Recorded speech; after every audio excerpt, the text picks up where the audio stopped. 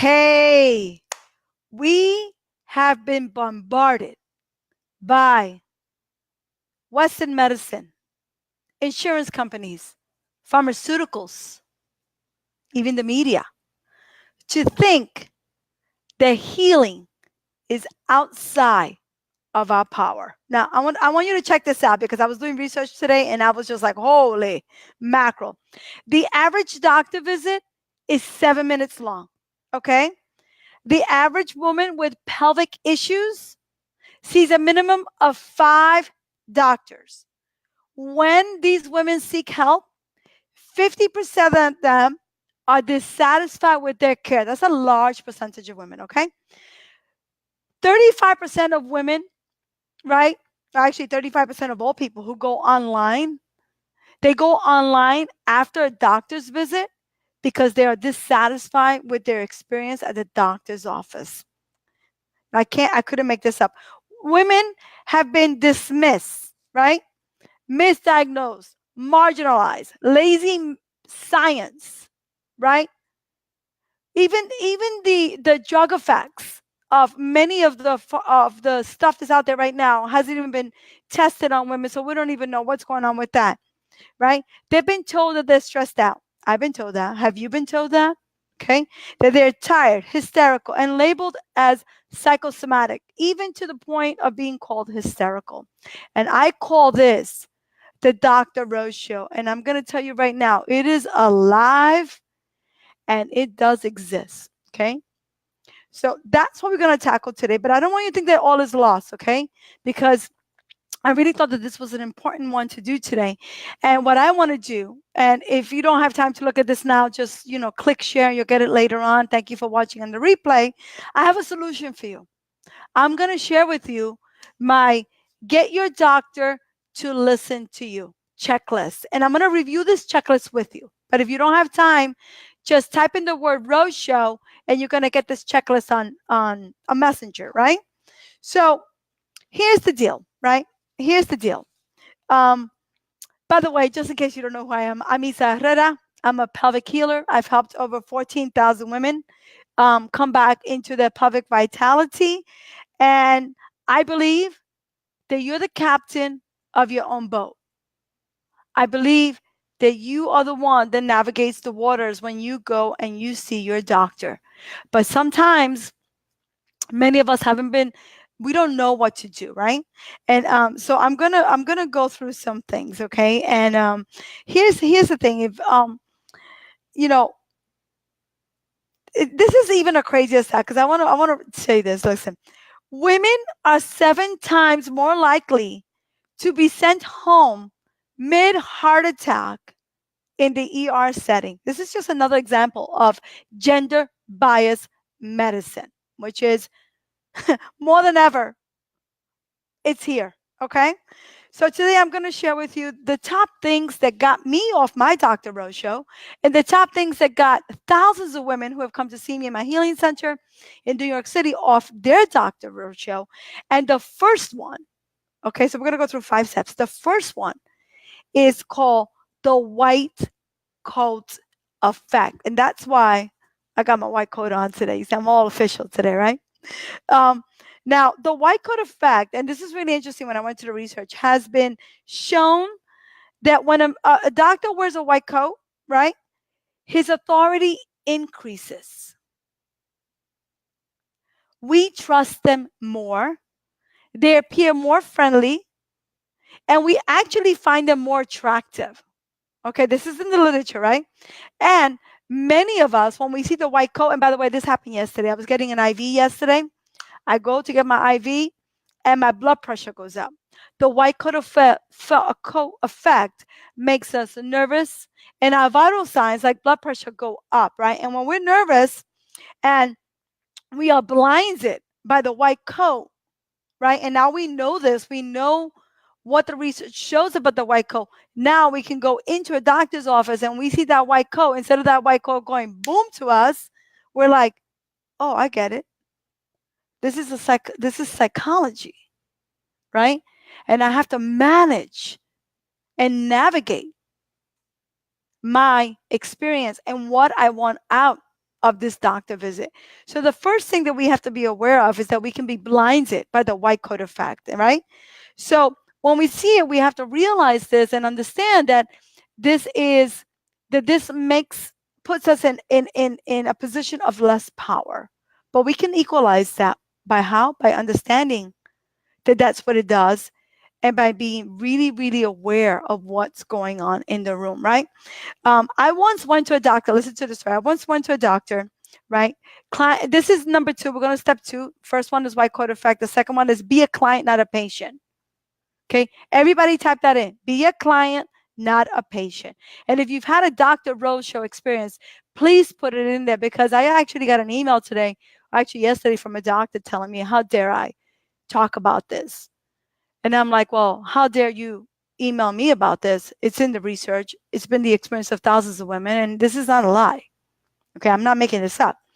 And I went to the doctor when I was in the height of my pain, extreme height of my pain. And the doctor told me, hey, I wish that my wife had your vajayjay. Okay.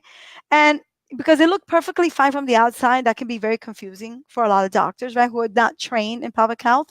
And he says, you must be stressed out. You're a working mother, and you have a brand new baby. You must be stressed out. This is the only reason why you have pain. And he really put me in the corner.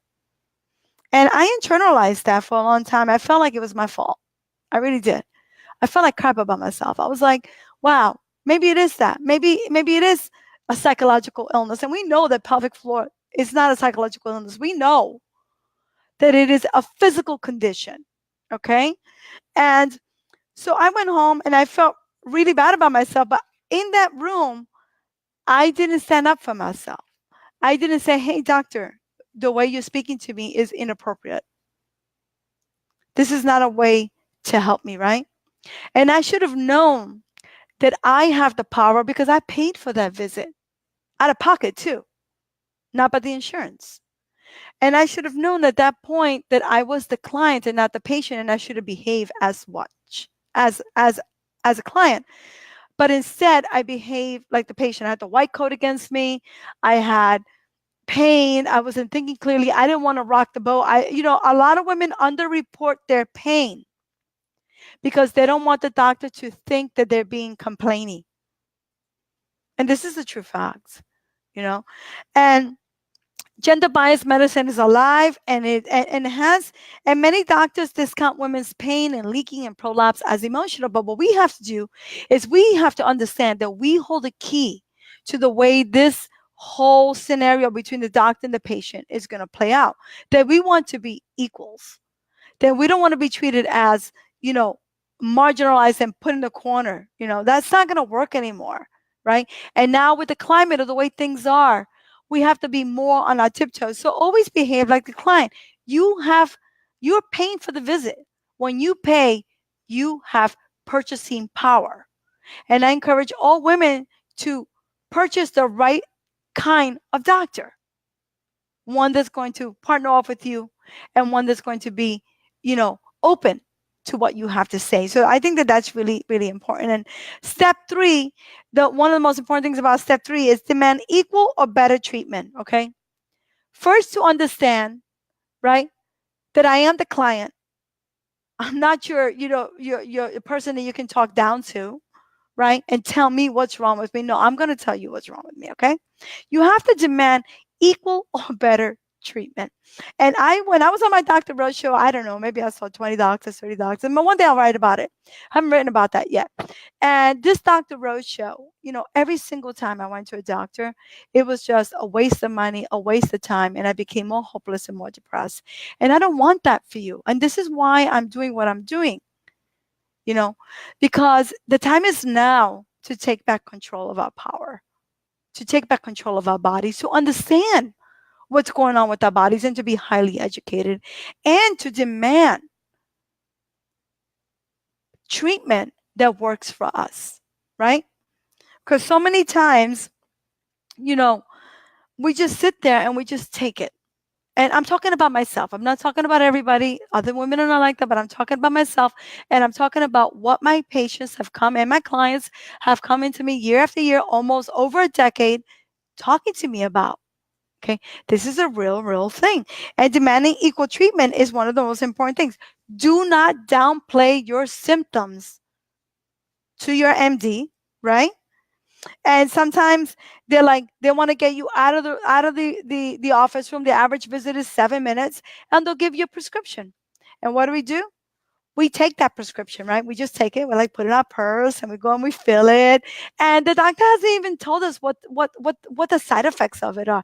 Why? And this happens a lot, okay? And why did they recommend that? And sometimes we're so desperate for the help that we're just receiving their output. And we can't do that anymore. We have to be on the same level with them. And we have to demand it. And we don't have to feel bad about demanding it. We are the client and we demand equal or better treatment. And the white coat will not hold us back. Okay. Now, the other thing that I want to talk about, which is step 4, I think is something that is like my theme these days, is say no. OMG, I cannot tell you thousands of stories how many times a woman comes to my office and has said yes to a procedure, to a medication, to an injection without investigating further why that recommendation was done to her. You know what happens? Things get worse because our bodies respond to natural therapies. Our pelvic floor responds to natural therapies, and we know that. And that, by the way, that's the 5th step, right? Know your body and know the alternative therapies. Because if we don't, right, if we don't know the alternatives, then what do? We just continue to make the same mistakes over and over again without self-care. And you know what it does to us? It brings us into a spiral of depression and yo-yo healing, right? Because many of us, we don't, it's really hard when you're in pain to trust your body, to trust your intuition. But what I'm begging you, what I'm asking you is to know that your body knows what's best for it, that your body understands the natural healing, right? It goes to the root level of what's going on. We don't want any more band-aid solutions. So if you want this checklist, and I'm going pretty fast, type in the word roadshow to get it, and it's going to really give you some details. Oh my God, I'm seeing a lot of hearts there too. I love when I see the hearts because then it tells me that I'm doing the right thing, you know. And when I get these crazy hate emails from doctors, you know, it's kind of like it's not about them, you know. It's about us working together, unified, for the better of womankind. That's really what it's all about, you know. And I know that it's hard to navigate the medical system and to get your doctor to listen to you, right? And that's why these 5 steps, right, which are somewhere in my notes here. Step 1, the white coat effect. Be aware of that, right? Be a client, not a patient. Step 2, demand equal or better treatment. I always say better, not equal. Say no to the doctor and know the alternatives, because when you know the alternatives, then you are in command of your healing ship or your queendom, and you can make better choices, right? But you have more control than you think. You have more control than you think, right? And you set the stage. You set the stage for your health. And you can bring about change by taking these 5 actions and by knowing that you are the master of your own destiny. You are the master of your healing journey. And you are the master of your pelvic floor, right? And that we don't let people do things to our bodies that don't resonate with us, right? Because our voices have to be heard really loud now. And we have to come out there and we really have to know our bodies. Everything is about knowing our bodies, knowing everything that it is, how we can help ourselves. And I believe that, you know, when you go back to a doctor, and by the way, if a doctor has misdiagnosed you, if a doctor has treated you poorly, don't leave a Yelp review. You go back to that doctor. And if you don't want to go back for whatever reason, write a letter. We need to rise up the vibration of Western medicine. And guess what? It's fallen on our laps again to do that. It has. And it's okay because we are up to the challenge. Because as women, we are always up to the challenge, to changing the legacy of not only our the people in our lives, but the legacy of womankind. And so when I saw everything that was going on, I really wanted to put this out there because I feel like um, you are the master of your own destiny. You are the queen and you have control of your queendom. And I want you to know that the time is now, right? So I want to thank you so much. I'm going to be live next week. Okay. And I'm going to talk about, this is just part one, but next week I'm going to talk about, um, I think it's funny because I'm having a blank because I'm very tired. I just came back from an event. Yeah. So next week we're going to talk about how we can continue to heal and how we can continue to navigate the these rocky roads, right? Because the time is now the time to rise up. It is not the time for despair. It is not the time to be in like, oh, this is the way things are. No, the time is now to take back control of your queendom, to know all things about your queendom and to stand up for your rights. And that starts with every time we go to the doctor's office. And I want to thank everybody um, for tuning in, for watching the replay, for sharing this. Share this with your girlfriends if they really, if you know somebody out there who's really struggling. Share this with your kids. Share the checklist with everybody because right now, everybody needs to be in this, right? We all need to be in there, and it's my deepest honor to be able to help women and to be able to bring change and every one of us can do that, right? It's like that pebble, right? When you throw that pebble into the pond and you see the how it spirals out and that whole effect.